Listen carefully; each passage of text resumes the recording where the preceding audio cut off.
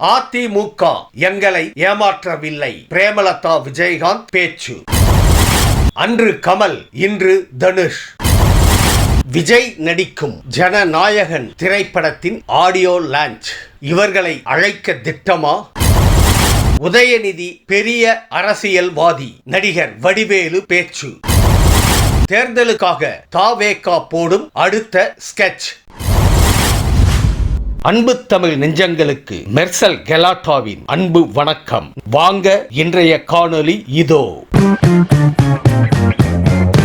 Rajya Sabha MP விவகாரத்தில் அதிமுக தேமுதிமுகவை ஏமாற்றவில்லை என பிரேமலதா கூறியுள்ளார். அதிமுகவிடம் எம்பி பதவியை 2025 கேட்டதாக கூறிய அவர், அதிமுகவில் இருந்து 2026 தருவதாக உறுதியளித்ததாகவும் தெரிவித்துள்ளார். இந்த நிலையில் எம்பி சீட் விவகாரத்தை அதிமுக ஏமாற்றிவிட்டதாக பேசி வந்த இவர் இப்படி அந்தர் பல்டி அடித்திருப்பது கூட்டணி கணக்குக்கு தானா என அரசியல் விமர்சகர்கள் கேள்வி எழுப்பி வருகின்றனர்.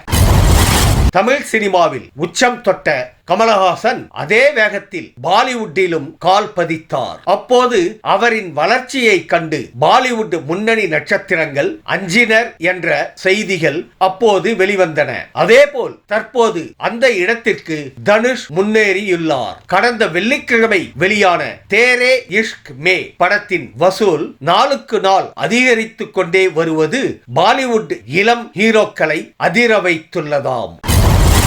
டிசம்பர் 27 அன்று விஜய் நடிக்கும் ஜனநாயகன் திரைப்படத்தின் ஆடியோ ரிலீஸ் நடைபெற இருக்கிறது. இது விஜயின் கடைசி திரைப்படம் என்பதால் இந்த விழாவை தலைமை தாங்க ரஜினி அல்லது கமலை அழைக்க படக்குழு பல முயற்சிகளை மேற்கொண்டு வருவதாக தகவல் கசிந்துள்ளது. இந்த நிலையில் கமல் வேறு கட்சி பின்புலத்தை சேர்ந்தவர் என்பதால் பாடல் வெளியீட்டு விழாவில் அரசியல் பேச மாட்டேன் என விஜய் உத்தரவாதம் அளித்திருப்பதாக கூறப்படுகிறது.